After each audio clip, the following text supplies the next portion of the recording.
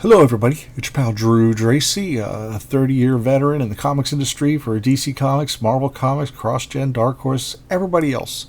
And I'm also a three-time author on Amazon exclusive, available on Kindle and paperback. It's called The Demands. It's based on a fictional band of the same name in Pittsburgh, PA. The lead character, Lainey, she falls in love with the son of the big mob boss who owns a lot of the clubs and bars that they play at. And if things get ugly, it's prose, and it gets really nasty in some parts, but check out the reviews if you don't believe me. Okay, now, on to the show. Somebody had mentioned this in a previous episode that they loved Secret Society of Supervillains, and it came out pretty much the same time Marvel did Marvel Supervillain Team Up, which I loved because I was just a Marvel zombie at first. But I guess both companies were trying to, they were trying to flood the shelves. I said this a million times, and so they came up with anything and everything. And so both supervillains got their day, and DC and Marvel. Don't know which came first. Don't care because it's great Bronze Age fun. But what's interesting, the difference between this and Supervillain Team Up is they have a whole team, a whole society of supervillains, whereas in Supervillain Team Up it was Doctor Doom and the Submariner, and Submariner was he's always been more an anti-hero, so I don't know if he qualifies for supervillain per se. Towards the end of the Supervillain Team Up run, Red Skull was in it, and then Magneto, and that was kind of neat. I wish it had done more of that, but Submariner's book was canceled a year or two prior than that series, and I guess they wanted to keep him as a presence. I almost burped there, but I controlled it. Alright, well, this trade paperback came out in 2013. Yeah. What's with that squeaky voice I just did? That's annoying. Well, yeah, I mean, I'm sure you can still get it, somewhere at shops or eBay or whatnot. Especially Whatnot. Those are the best place to get things. This first issue is by Pablo Marcos, Gary Conway. I know it's Jerry Conway, I don't know. Editor, writer, that was a big thing in the mid-70s where basically there was no editor. The writer could do what they want, and they could ask the artist or the letterer or whoever to do the stuff. And I think it was a combination of convenience and getting stuff out rapidly, and a little bit of ego, I'm sure. So Pablo Marcos is drawing this. I'm not keen on him doing superheroes or supervillains because he does such great barbarian stuff. I mean, he's more suited. He did Wolf the Barbarian for the short-lived Atlas comics, and I think he did Iron Jaw also. Books didn't last, but 4 issues. And he did a lot of black and white, like Conan type stuff. And that's where I think he's strongest. I mean, this is still coming off pretty cool. And who doesn't like a cutaway of a building? Who don't? There's Citadel Sinister. Oh, anyway, there's a Star Sapphire here. Whoa! But she's not. Oh, what's that woman? Carol Ferris, that Green Lantern's girlfriend, who I can't stand personally. I just think she's I don't know. She's kind of snobby, and Green Lantern could do better. So this is some woman named Camille, and she's the new one, inhabiting a new body, the identity of Star Sapphire.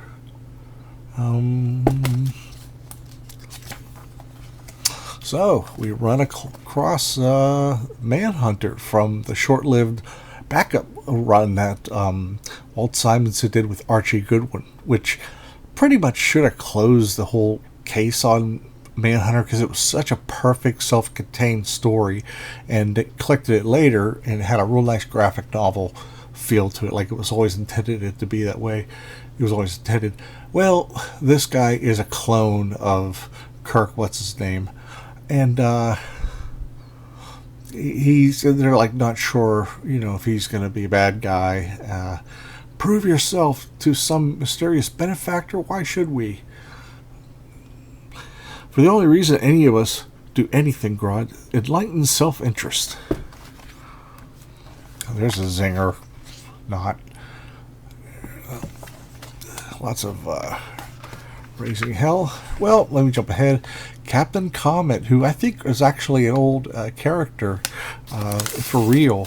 And DC salutes the bicentennial. And here is 30 cents. The dreaded 30 cents that canceled many a Bronze Age comic. But this one stuck around for a little longer than I expected. Captain Comet, he's kind of generic, but that's just me. That's just me. And, okay, we'll move along here. And then I see there's Green Lantern. And with Captain Comet, so it's kind of weird.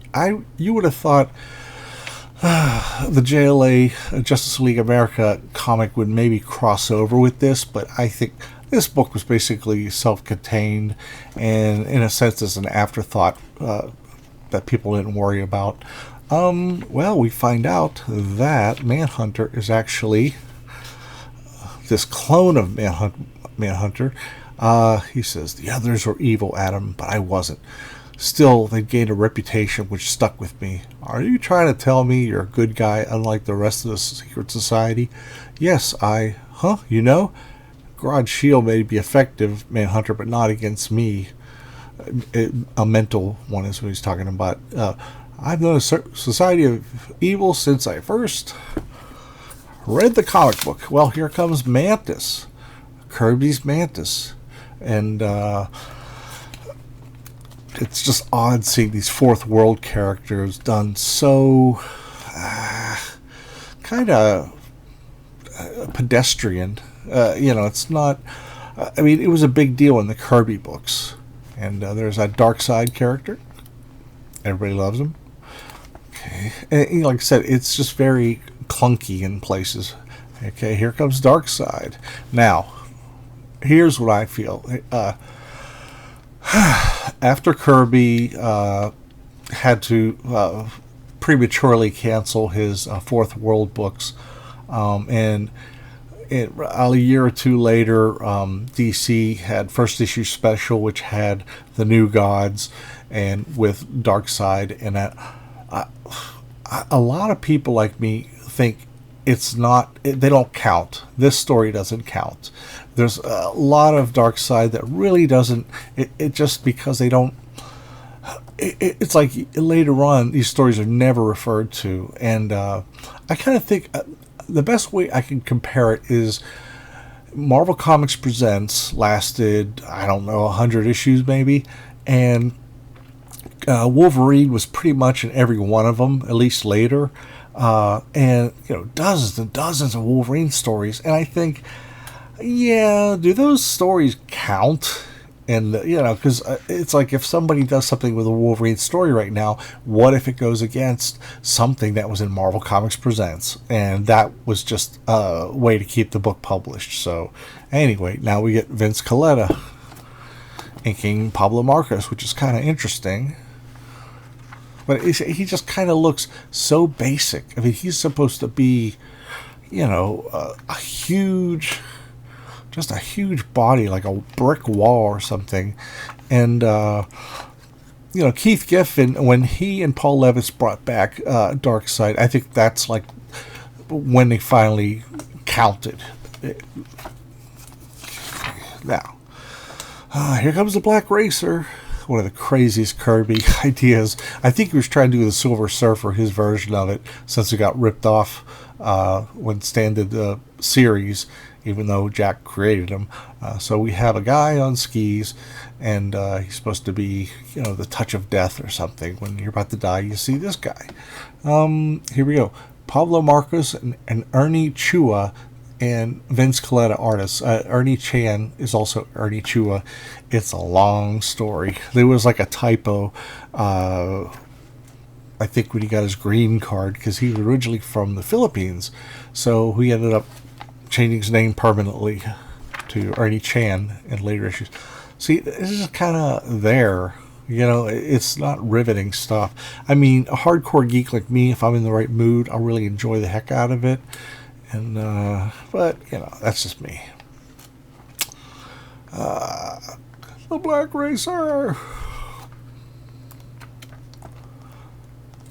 And now we jump to yet another writer and creative team. We got Denny O'Neil, who's the story editor over Bob Rose Zakis, who is the writer. Rich Buckler and Vinnie Coletta are the artists. So, you know, we're into issue 5, and we're having at least a change in anchors practically every issue. And again, this just doesn't, it's just not that impressive. And I guarantee nobody refers to these stories. I mean, even before the New 52 and everything afterwards. Endgame. Ooh. Okay.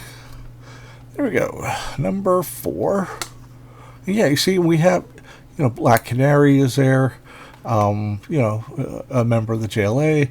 This is by Rich Buckler again, and this time babyface Bob Layton in one of his earliest books before he became the mega superstar on Iron Man and Hercules. So Captain Commons, Captain Common is like the main character that you kind of they need a foil, you know, these bad guys. And there is Funky Flash Band. They bring him back, which was Jack Kirby's extremely unflattering version of Stan Lee. So it sort of has a little of everything in it. It's kind of, I keep saying wacky, but that's all I could think of. And there's Luther, and it's like cool purple and greens. And so now, this almost, I thought it was, when I first saw it with Kid Flash, I thought it was a Teen Titans issue, but it's not. It's issue 9 of Secret Society. And Rich Buckler and Jack Abel, who do, I think they're a really nice team. I don't know if they work together much, but Buckler was doing, oh my gosh, he was doing like, it seemed like 1/3 of every book cover of every comic that came out in 75 and 76. It just, he was very prolific. Now we have another newbie, Bob McLeod. And that noise you hear in the background is one of the dogs eating from his dog bowl. So, and Bob McLeod was fairly new too. And like the lines on Kid Flash's face is just really cool.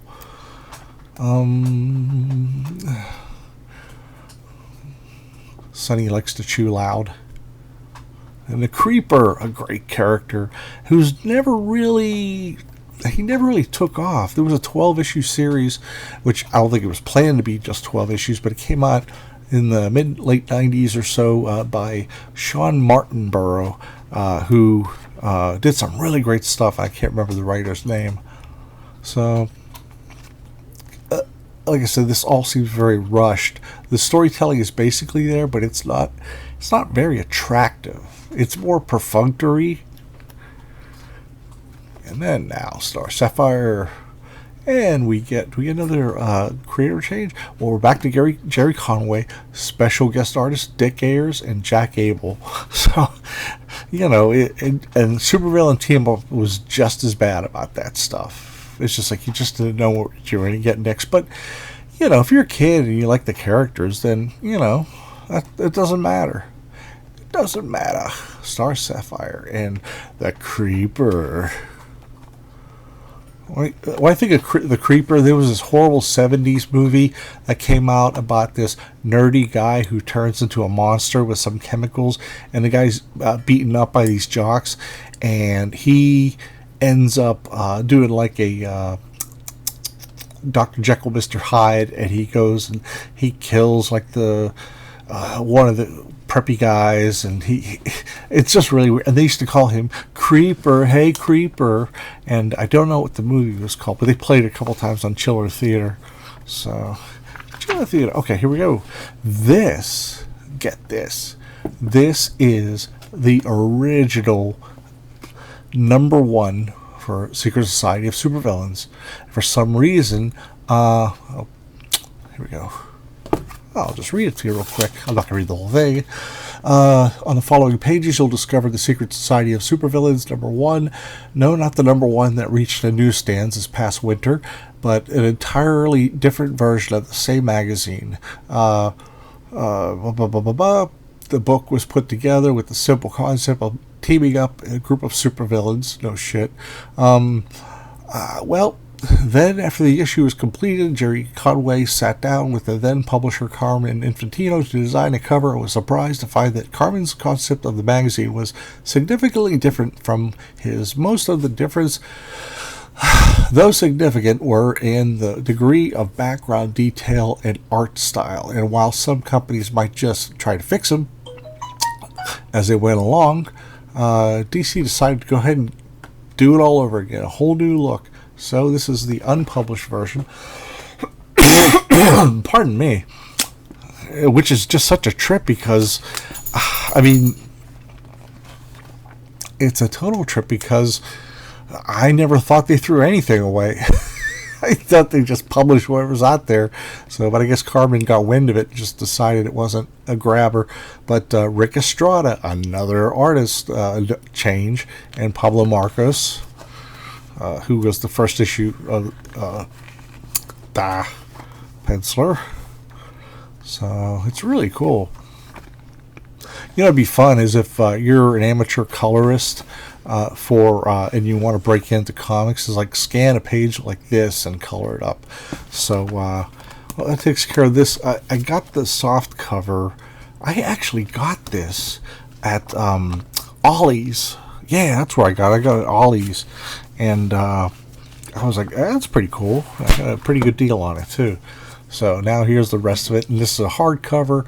It doesn't match. I usually like to have the hardcovers or soft covers match. But you know what? At the end of the day, I want cheap. I want a book that's cheap. I don't care if they're a hardcover or soft cover. Or even if they're like the Marvel Masterworks, they have a direct market cover, and then they have the regular cover that they use.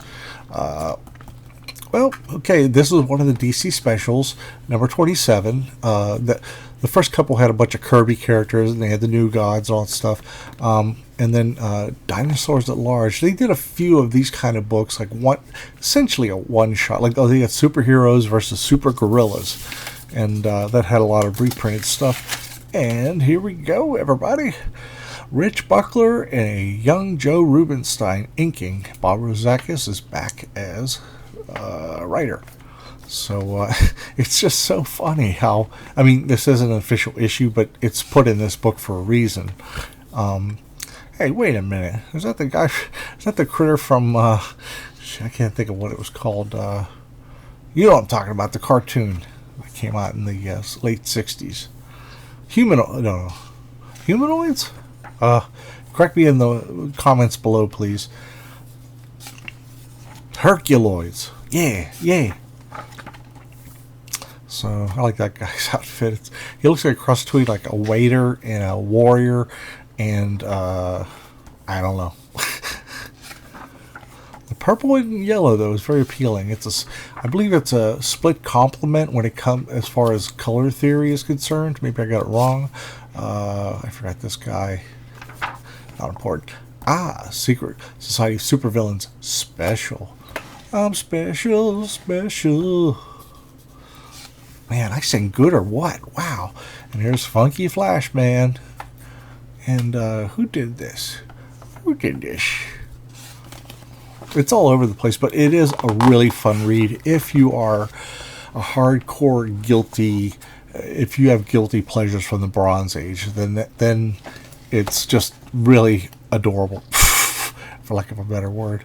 I don't see any credits. I still don't know why that original #1 wasn't utilized. So, maybe this has the credits on it. Here we go. Okay. Jerry Conway writer. Arvell Jones penciler. Another penciler. Bob McLeod inker, and Arvell Jones, I first knew of him when he did Iron Man. He did like a few issues during the War of the Supervillains that happened in Iron Man, and he also did quite a few early Iron Fist stories from Marvel Premiere, I think it was. Yeah. Hold on a second, I gotta get that stuck. Yeah, here we go. We got Batman. Now, what they should have done, they should have. Well, they have Batman there, but I don't know. They should have had they should have been more prominent. Because I mean, from a distance, or if you look at a spinner rack, it's kind of hidden. And so, okay, there's Green Lantern, Superman and Green Lantern ain't got nothing on me. So there's another shot. Ooh wee. As some people say, that's gotta hurt. Okay. We're back to... Oh, it went to Super Team Family. They jumped around a bit to... I don't know, try and draw attention. There's a Milgram Abel cover there. And, you know, so everyone sort of has a hand in it. I get the feeling if I was around back then, I'd probably get to do one of the issues because... I've done a lot of fill-ins. Okay, Arvell Jones, this time inked by Romeo Tangel or Tangel, I can't recall. But it's like, again, it's like another art team. But, you know, it's fun. Captain Comet's, his costume, I hate it. It's so generic. It really needed an upgrade. And also, well, I guess, I don't know, some things... I could forgive if they were from my childhood, but if it's something like, I don't know, I just think his costume's corny. I think he's corny, but I like a lot of corny stuff too, so I'm not one to judge. Super Team Family, this time with Wonder Woman and the Atom. And the art is by, okay, Jerry Conway, Arvell Jones, Romeo Tangel. Woo, good. 2 books in a row with the same creative team. Woo, who would have thunk it? Okay. But like I said, it's just fun. That's a nice splash there. I like that. Those Venus flytrap critters. I was fascinated when I was little. My friend of mine had one of those. Okay, now we're back to the Secret Society of Supervillains with a Buckler cover, and I don't know who inked it, but you know, Buckler, he just really did powerful superheroes and super heroines, or whatever you want to call them. This one is by Mike Vosberg and inked by Joe Orlando. So, you know, the merry-go-round of creators of this series continues. So, Captain Comet. Okay. Oops. I'm denting the paper. I think everyone watching is cringing now. Secret Society Supervillains, a Buckler cover in Abel, and that's pretty cool. I like that. I mean, I like it. I think some people might think it's flawed because the main characters are looking away from the readers, but I don't care. Okay, Mike Vosberg is back now with Bob McLeod again. Excuse me.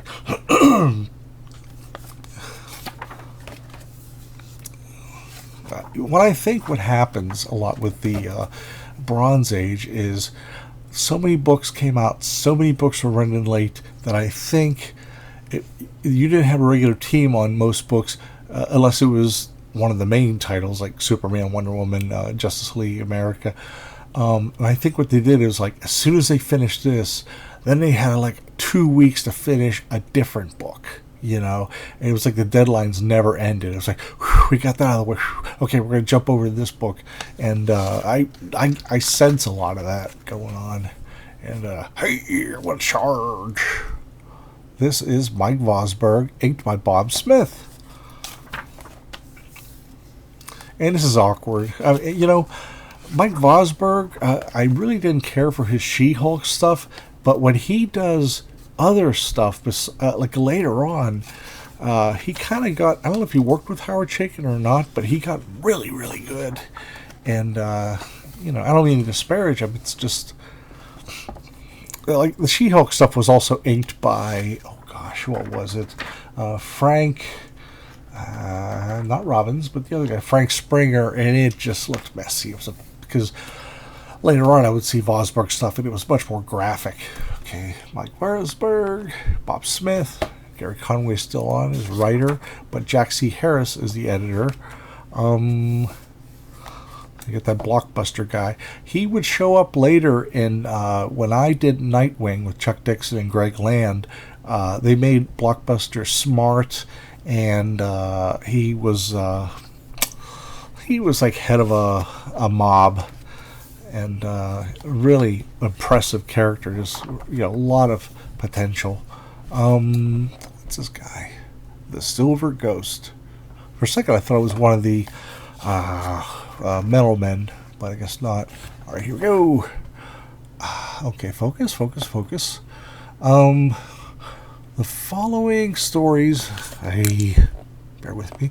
The following stories were originally scheduled to be published in Secret Society of Supervillains number 16 and 17 before the series cancellation, along with almost 30 other titles in 1977 and 1978, known as the DC Implosion. They had the DC Explosion, where they decided to put a lot of they just, you know, flooded the market, and it just couldn't sustain itself. So it's the first time this has been reproduced for the public. There was a canceled comics cavalcade that only 35 copies of each were produced. And what they were just photocopied black and white artwork for books that got canceled. It would be like the next issue or two, or some new ones like Vixen, who joined the Justice League of America around 1985, I think.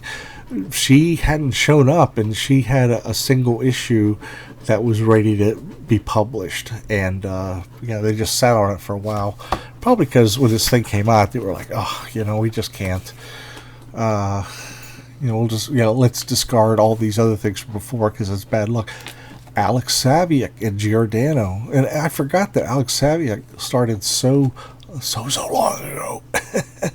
And Dick Ayers, Mike Vosberg, and I guess this was a paste-up job that fell off. So again, it's just, it's fun. It's wacky. See, it's just not, I don't know. And Vosberg has a real nice style when it comes to doing like fashion and females and such. But I would see more of that later on. This big dumb guy.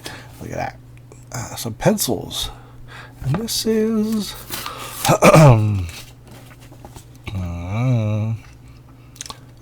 Freedom Fighters, I guess. There's Uncle Sam, and there's Doll Man. Ooh, what a scary name.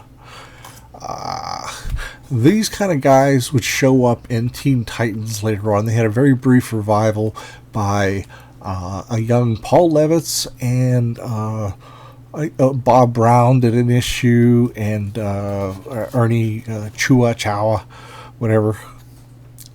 So now it wraps up with Justice League of America. Really great cover. It doesn't look like Dick Dillon, who was the regular cover guy. It looks sort of not Gil Kane-ish. I don't know. I'd have to look that up. But it's very different. Maybe it's, I was going to say Ross Andrew, but I can't remember if he came over to, that's Ross Andrew right there, that arm. That's Ross Andrew. He had finished Spider-Man and went over to DC, and he became a cover editor, and occasionally he would do interiors. So, okay, now this is a standard creative team. Dick Dillon and Frank McLaughlin. Frank McLaughlin was very underrated, and he and the late Dick Dillon were just really great. They did every issue for years and years and years. So it had this high quality to it, and then unfortunately Dick Dillon passed away fairly young. There's Red Tornado. feeling sorry for himself. That was a big thing in the 70s. If you listen to any of the songs from from the 70s, there's a lot of whiny story songs that are just funny.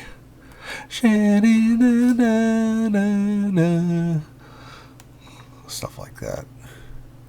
So, here's Blockbuster. And this is, yeah, it's still wrapping up. Red Tornado. You know, his costume's kind of cool. He's kind of cool, but it's also kind of, I don't know, goofy. Forgive me for being judgmental on these, but there's Reverse Flash, who really should run backwards if he's really gonna, dedicate himself to being the Reverse Flash. Okay, good old Green Lanterns got their yap shut, and what is it? Green Arrow's bitching. Him and Hawkeye. It's just so funny. Okay, well, this was an ad. Sometimes they would split a page in half with an ad, or I think this might have been a continued, next issue, and it may never have come. I don't know. Most likely an ad. So, but it ends up so nice with Dick Dillon. And that's it. That's it, everybody. Well, I hope you like this. This it's just another wacky excursion into Bronze Age. I'll say greatness, but tongue-in-cheek, I'll say it that way. Anyway, I hope you enjoy it. If you have any comments or questions, please leave it comments below. And if you're not a subscriber yet, please hit like and subscribe. And I'm really trying to get my numbers up. I just broke 300 followers, or whatever you call those, and I'm so glad. I'm so happy about that. And also, I've said this before, I'm going on 31 minutes. You've had a half hour. You could have done anything else with. You could see a movie, you could play a game, you could do, check out YouTube and all that, or read another comic, and yet you wanted to spend time with me talking about old comics, and I really, really appreciate that, and that means I must be doing something right, and if I'm doing something wrong, you can tell me that too, because I don't delete any comments ever, so that's it, everybody. I hope you enjoyed the episode, and have a good evening.